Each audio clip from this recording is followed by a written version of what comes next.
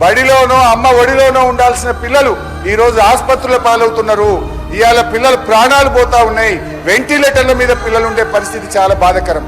ఖమ్మంలో ఎలుకలు కొరికి ఆసుపత్రుల్లో పిల్లలు ఉన్నారు. నిమ్స్ హాస్పిటల్లో పిల్లలు విషాహారంతో హాస్పిటల్లో ఉన్నారు. ఇవాళ కొరుట్లలో పాము కాటుతో పిల్లలు ఆసుపత్రుల్లో ఉన్నారు. సర్వేల్లో వేడి వేడి నూనె కాళ్ళ మీద పడి పిల్లలు ఆసుపత్రుల్లో ఉన్నారు. అంటే దీన్ని బట్టి నేను ఈ నిమిషానికి ఉన్న పరిస్థితి చెప్తున్నా. నేను ఎప్పుడో జరిగింది చెప్తలేను. ఇక్కడ మనం చర్చిస్తున్నాం, అక్కడ పిల్లలు ఆసుపత్రుల్లో ఉన్నారు. దయచేసి రివ్యూ చేయండి, సిచ్యువేషన్ ను ఇంప్రూవ్ చేసే ప్రయత్నం చేయాలని చెప్పి నేను మీ ద్వారా కోరుతున్నా. రేవంత్ రెడ్డి గారు రోడ్ల మీద చేస్తున్న సర్కస్ ఫీట్లు చూస్తే ఊసర వెల్లులు కూడా సిగ్గుపడతాయి. గల్లీలోనేమో దోస్తి, ఢిల్లీలోనేమో అదానితో కుస్తీ పడుతున్నది. కాంగ్రెస్ పార్టీ ఢిల్లీలో అదానితో వైరం చేస్తూ రేవంత్ రెడ్డి ఏమో గల్లీలో దోస్తానా చేస్తా ఉన్నాడు. ఇలా నేను అడుగుతా ఉన్న రేవంత్ రెడ్డి గారిని, మొదటి రోజు శాసనసభకు రేవంత్ రెడ్డి అదానీల అక్రమ సంబంధం మీద ఈ శాసనసభలో చర్చ జరగాలని, ప్రజలకు నిజాలు తెలవాలని, అదానీ రేవంత్ రెడ్డి అక్రమ సంబంధాల మీద టీ షర్ట్లు వేసుకొని మేము అసెంబ్లీకి వచ్చాం. దానికి భయపడిపోయిన రేవంత్ రెడ్డి గారు మమ్మల్ని శాసనసభలోకే రానియకుండా అడ్డుకున్నాడు. ఇవాళ రాజ్ భవన్ కు ఏం మాట్లాడుతున్నాడు?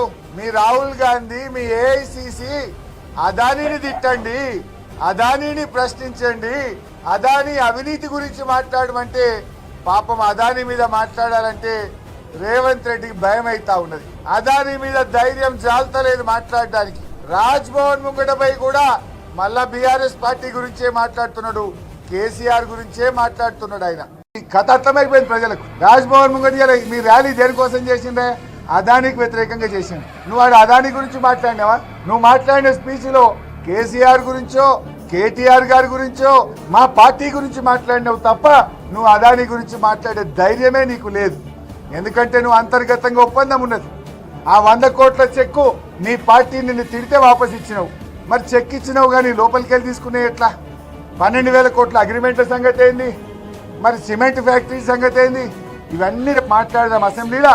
దీని మీద వెంటనే చర్చ పెట్టాలని బీఆర్ఎస్ పార్టీ డిమాండ్ చేస్తుంది. అధ్యక్ష, ఈరోజు సరే ఇప్పటిదాకా చర్చ చూస్తా ఉన్నాం.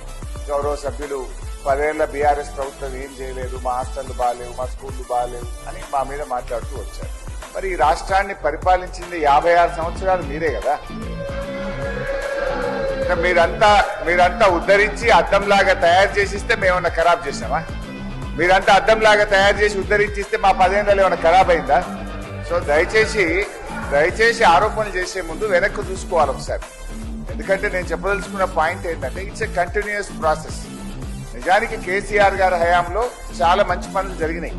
ఇంకా బాగా చేయండి, మీరు ఇంకా బాగా పేరు తెచ్చుకునే ప్రయత్నం చేయండి. కానీ అంత మాత్రాన ఇక 10 ఏళ్ళలో ఏం చేయలేదంటే మరి 56 ఏళ్ళంతా మీరు ఉద్ధరించి బాగా చేసిస్తే మేము ఖరాబ్ చేసినట్ట. సో దయచేసి అప్పుడు కూడా కాంగ్రెస్ పార్టీయే.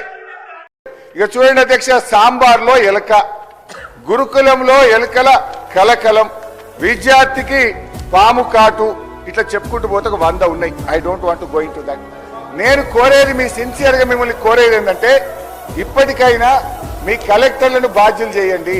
చిన్న జిల్లాలైనాయి, ఇద్దరిద్దరు అడిషనల్ కలెక్టర్లు ఉన్నారు. మీరు ప్రభుత్వం నుంచి మంత్రులు లేరు. సమస్య ఏమైంది? ఎస్సీ శాఖ ముఖ్యమంత్రి దగ్గరనే, ఎస్టీ శాఖ ముఖ్యమంత్రి దగ్గరనే, మైనార్టీ శాఖ ముఖ్యమంత్రి దగ్గరనే. ముఖ్యమంత్రి గారికి సమయం లేక, డిపార్ట్మెంట్ మీద దృష్టి పెట్టక సమస్యలు తీవ్రమైతా ఉన్నాయి. అది మీ ఇంటర్నల్ మ్యాటర్. ఎందుకు క్యాబినెట్ ఎక్స్పాన్షన్ చేసుకోలేకపోతుందో ఏడాది అయింది. చాలా మంది ఉన్నారు, టాలెంట్ ఉన్నోళ్ళు. I will leave it to you. కానీ మరి ముఖ్యమంత్రి గారన్నా చేయమనండి. మరి ఈ సమస్యలు ఏంది ప్రతిరోజు? దయచేసి ఆలోచన చేయండి.